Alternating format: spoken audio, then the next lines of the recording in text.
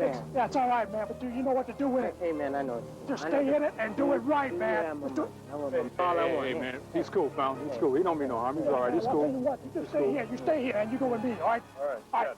Let's do the same. Let's do it right. What's your job, man? Automatic weapon fire. Kill anything my way. Right, do it, man. What's your job? Wax the first person to come through the door. That's it, man. What's your job? On the roof. On the roof. All right, man. Just do it. Just do it right. Just do it out with the fire, man. Come on. All right.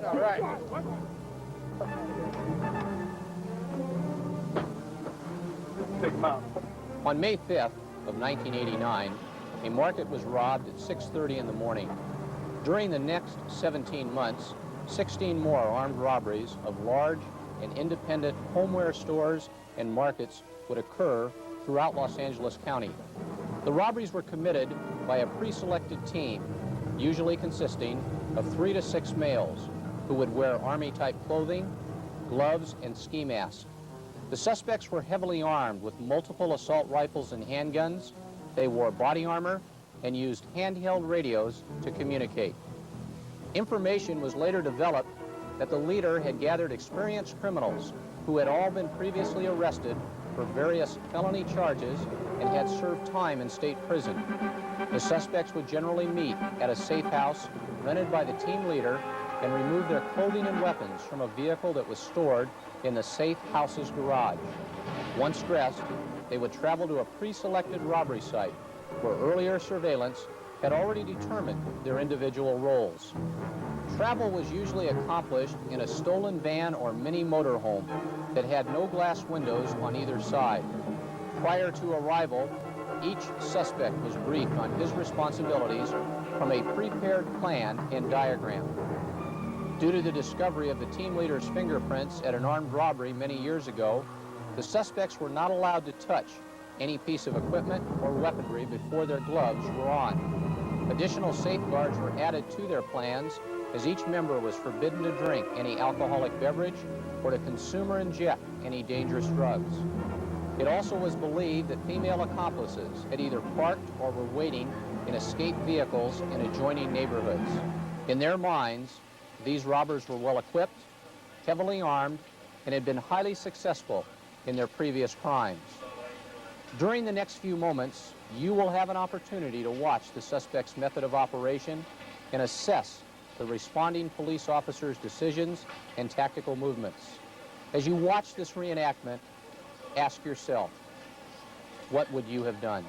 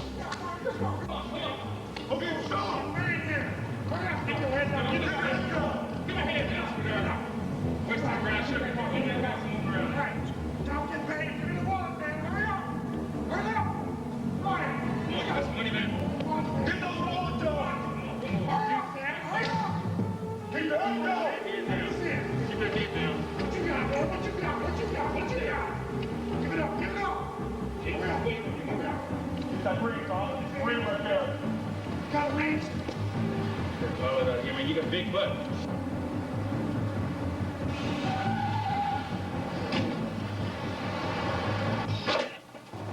Station to 14 and 13 to assist, possible to 11 and page. Get in there, Grant! Get in there!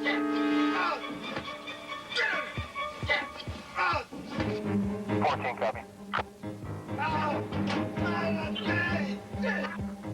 13 copy. 12, I can respond also. 11, show me responding to base.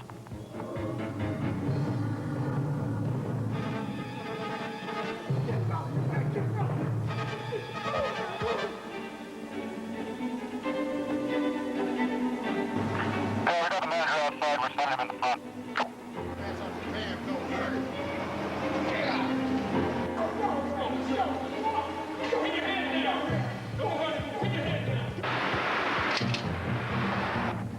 We'll be checking the gas station just west of Pace. Hurry up! Come on! Come on, man! Hurry up! Hurry up! Get back here! Hurry up! 13, I'll check Pace from the east side.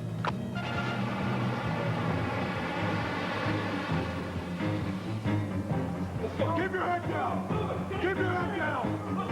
Keep it down! Get down! Get on the ground! Yeah, get down! Get down! Keep your head down! Put your hands down! Keep your head down! Put your hands down! Don't nobody move!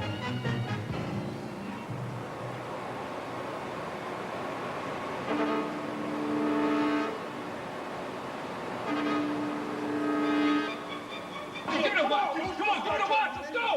Take too long! Come on, honey! It's not fast and fair! Keep your hands down!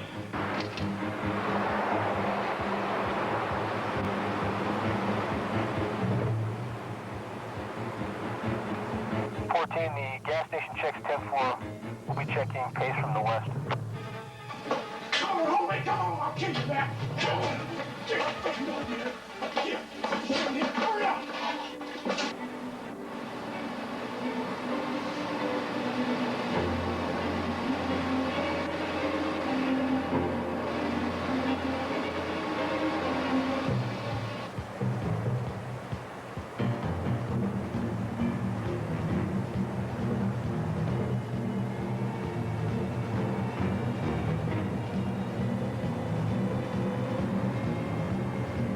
We've got a 211 in progress inside Pace. We have 3 suspects armed with shotguns, wearing ski masks, and talking on walkie-talkies.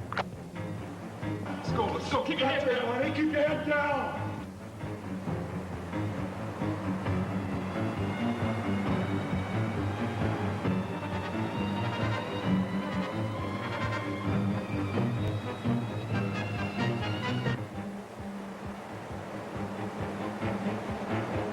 Wow! Downey's out here! Blast them!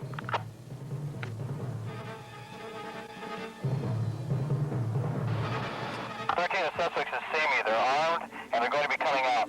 Take cover! Take cover!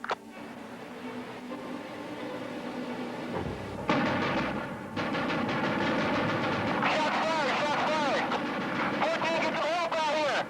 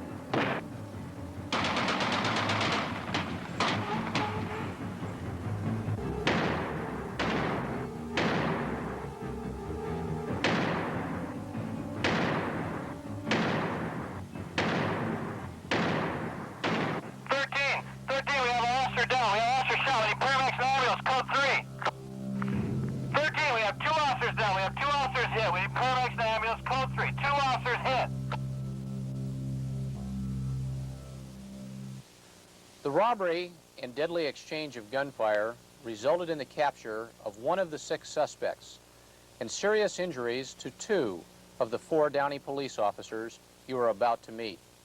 The investigation of this robbery and the attempt murders of the 4 Downey police officers is still active.